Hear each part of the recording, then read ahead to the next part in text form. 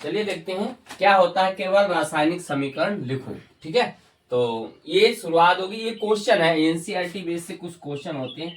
NCERT,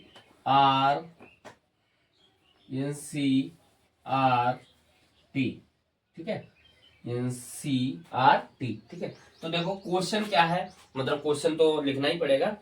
butyl chloride को alcoholic KOH के साथ अभिकृत किया जाता है। ठीक है, तो कैसे करना है, ब्यूटिल एल्कोहलिक को ब्यूटिल ब्यूटिल ब्यूटिल क्लोराइड को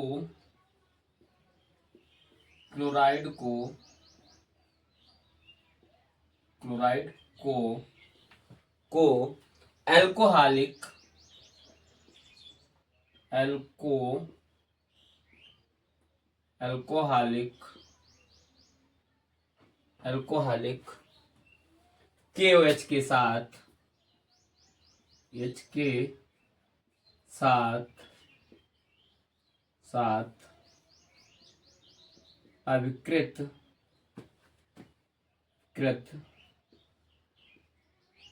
किया जाता है। ठीक है, तो ये आपका क्वेश्चन है, मतलब ब्यूटिल क्लोराइड को एल्कोहलिक KOH के साथ अभिकृत किया जाता है, केवल रासायनिक समीकरण देना है। तो इसका आंसर लिखते हैं। तो सबसे पहले ब्यूटिल क्लोराइड, ब्यूटिल का मतलब होता है, ब्यूट का मतलब होता है 4 कार्बन, क्लोराइड का मतलब होगा Cl। ठीक है, तो समझते हैं, लिखते हैं CH3 CH2 CH2 CH2, तो ब्यूट हो गया, ए बार meth eth prop but CH, और इसके साथ लगा देते हैं CH2 के, इसके साथ लगेगा Cl। ये नाम हो गया ब्यूटिल क्लोराइड। क्या नाम हो गया, butyl chloride. I hope butyl chloride. तो ये चीजें आपको क्लियर हो गई होंगी, ब्यूटिल क्लोराइड। अब क्या करना है, कह रहा है एल्कोहलिक KOH के साथ अभिकृत किया जाता है।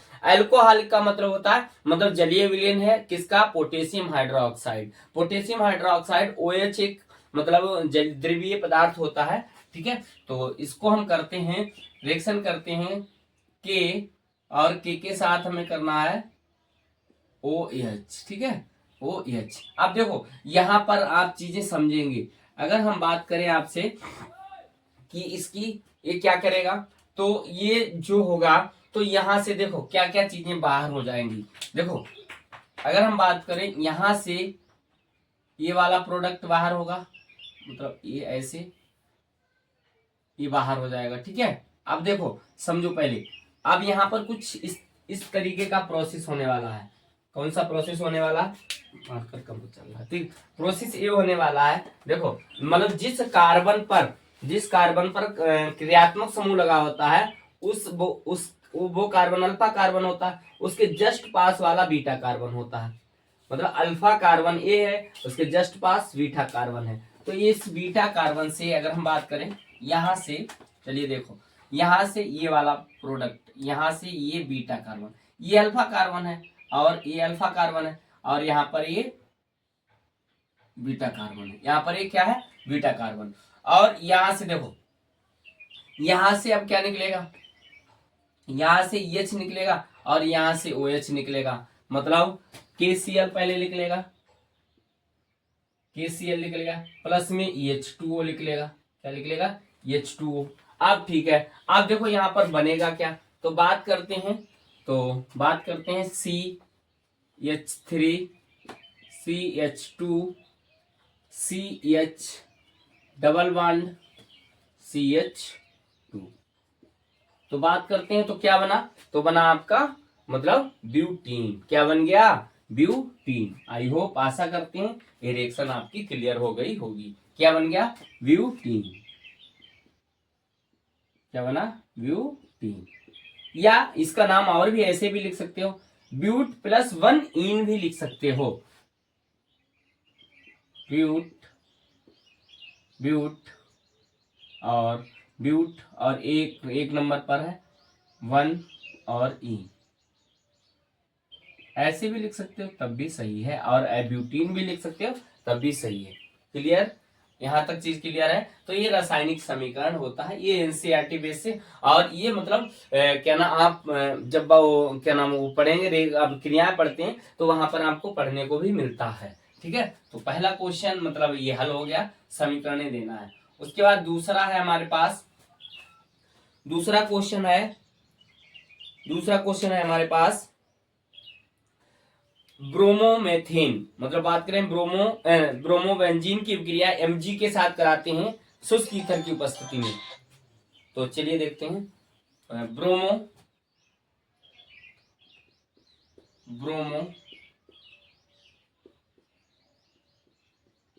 ब्रोमोबेंजीन की अभिक्रिया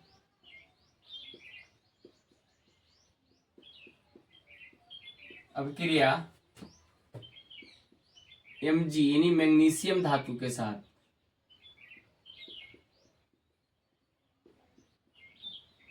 मैग्नीशियम धातु के साथ, ठीक है, मैग्नीशियम धातु के साथ शुष्क ईथर की उपस्थिति में, शुष्क ईथर की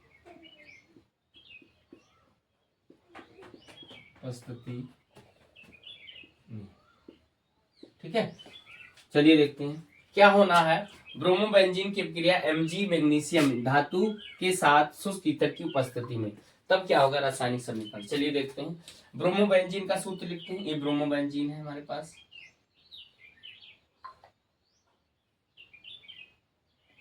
ठीक है, ये ब्रोमोबेंजीन है, इस Br के साथ करवाते हैं और Mg के साथ प्लस में, और किसकी उपस्थिति में, शुष्क ईथर, शुष्क ईथर। ठीक है, तो चलिए देखते हैं क्या बनेगा।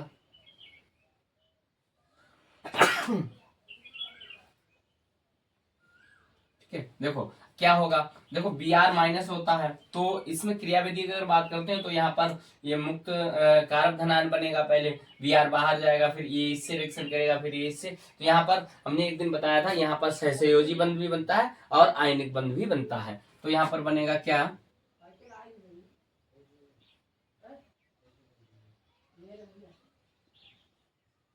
ऐसे। तो देखो यहाँ पर आयनिक बंध बनेगा, ठीक है, आयनिक बॉन्ड, और यहां पर बनेगा कोवेलेंट बॉन्ड, कोवेलेंट बॉन्ड। ठीक है, कोवेलेंट बॉन्ड। ठीक है, तो ये आपका और अब बना प्रोडक्ट क्या बना हमारा, तो ग्रिग्नार्ड अभिकर्म। क्या बना, ग्रिग्नार्ड अभिकर्म।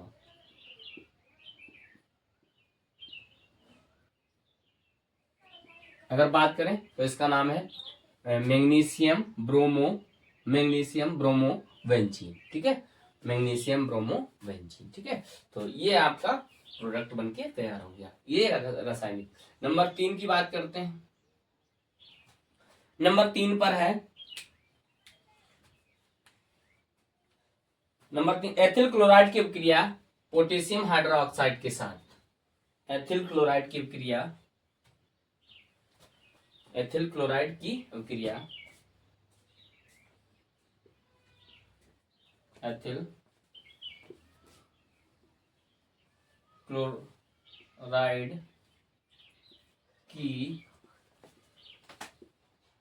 अभिक्रिया KOH के साथ, अभिक्रिया KOH के साथ, इसमें भी आपको रासायनिक समीकरण देना है। ठीक है, चलिए देखते हैं क्या होगा। तो कैसे एथिल क्लोराइड का सूत्र लिखते हैं, CH3CH2Cl, ये एथिल क्लोराइड है और इसकी रिएक्शन करवानी KOH के साथ, बहुत सिंपल है। तो ये किस में परिवर्तित हो जाए, अल्कोहल यानी एथिनॉल बन जाएगा। यहां से KCl निकलेगा,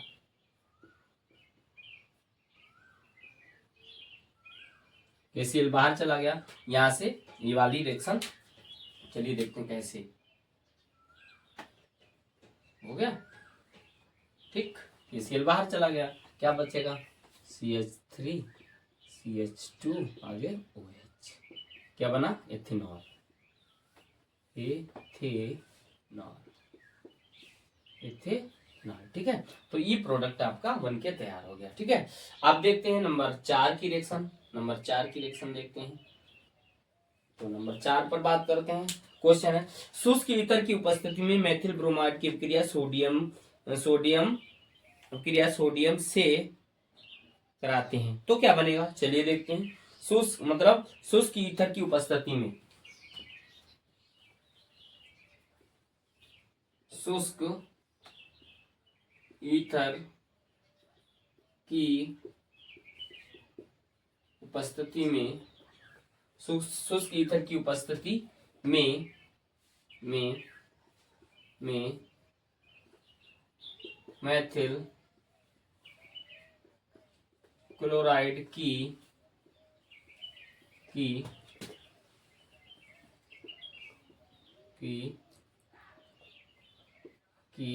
अभिक्रिया, मेथिल क्लोराइड की अभिक्रिया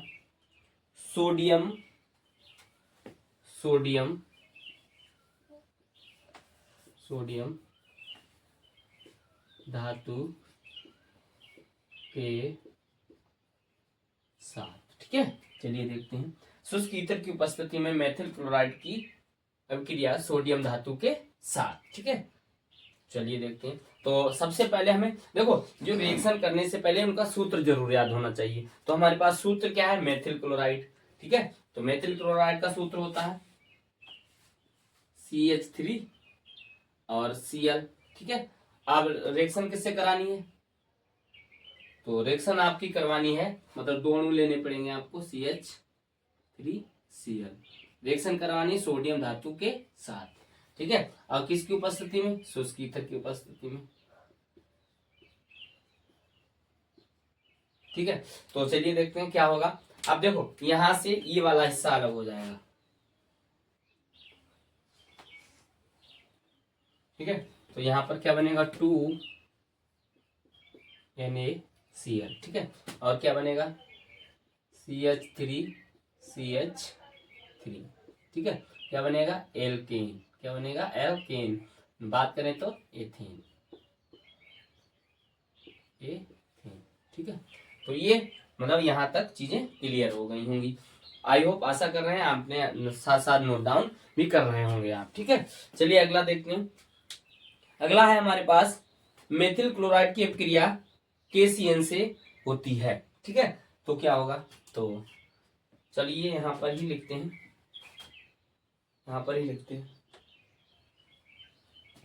तो क्या है, क्वेश्चन है, मेथिल क्लोराइड की अभिक्रिया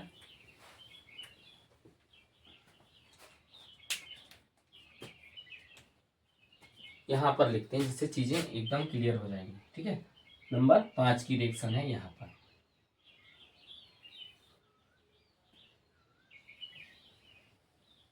ठीक है। नंबर 5 की रिएक्शन है यहाँ पर। मेथिल, किसकी, क्या क्वेश्चन है, मेथिल क्लोराइड की अभिक्रिया KCN से होती है, मेथिल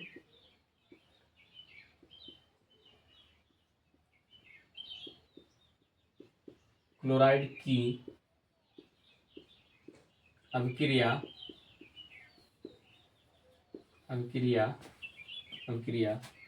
मेथिल क्लोराइड की अभिक्रिया KCN यानी पोटेशियम साइनाइड,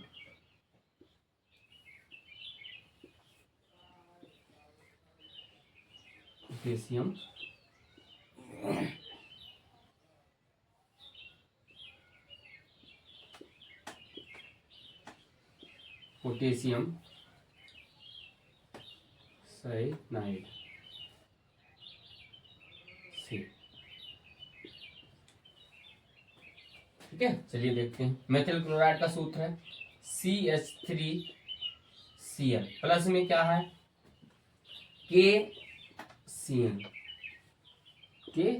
ठीक है। तो देखो क्या होगा, यहां से ये वाला हिस्सा अलग हो जाएगा,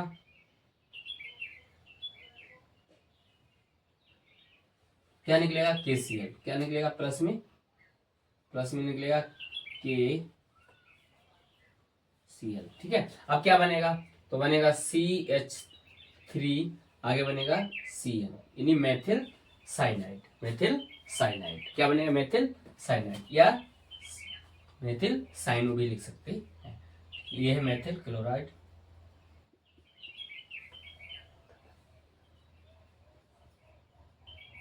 क्लोराइड, ठीक है। ये मेथिल साइनाइड, मेथिल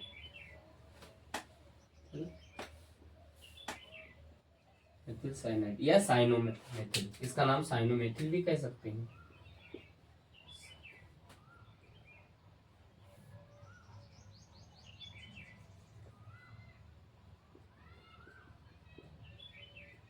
साइनोमेथिल, ठीक है। तो यहाँ तक चीजें मतलब 1 बाय 1 चीजों को हमने कवर किया। रिएक्शन एनसीईआरटी में खूब पूछी जाती है। अब देखो ये वाली जो रिएक्शन करवाई है इसको वोल्टेज अभिक्रिया भी कहते हैं, वोल्टेज अभिक्रिया नाम दिया जाता है, वोल्टेज अभिक्रिया भी इसको कहा जाता है, ठीक। आई होप, आशा करते हैं यहाँ तक चीजें कवर हो गई होंगी, मतलब आपने अच्छे से नोट डाउन की होंगी। नोट डाउन जरूर करेंगे, स्क्रीनशॉट भी लेंगे आप, और मतलब फिर मिलते हैं अगली वीडियो में। जय हिंद, बाय बाय।